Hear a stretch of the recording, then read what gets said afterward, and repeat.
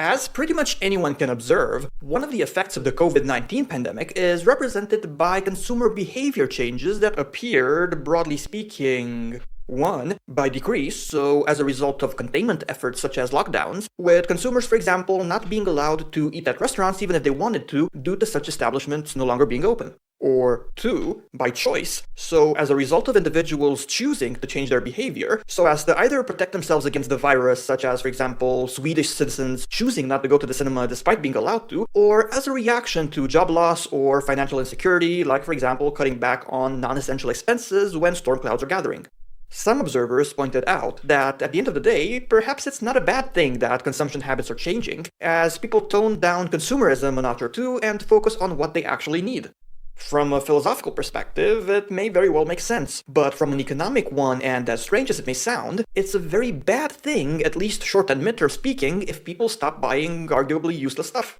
Why? Simply because our current economic system would crumble if everyone were to become a more quote-unquote responsible consumer because, one, businesses that sell non-essential products and services make far less money or even go bankrupt, with their employees as well as shareholders suffering. Two, the businesses that work with those companies would suffer as well, as would their employees and shareholders. And three, all of these entities would be in such financial pain that they would cut spending themselves, including, you've guessed it, spending on essential products and services, which leads to even quote-unquote safe businesses taking a major hit due to this strongly deflationary force. In the long run, a case could of course be made that the market would once again find balance, or even that an unsustainable consumerist system would perhaps be replaced with a better one. But even if that were to happen, and it's a major if, there would be significant short and mid-term turbulence involved. So frankly, and as a conclusion, you have no choice but to prepare.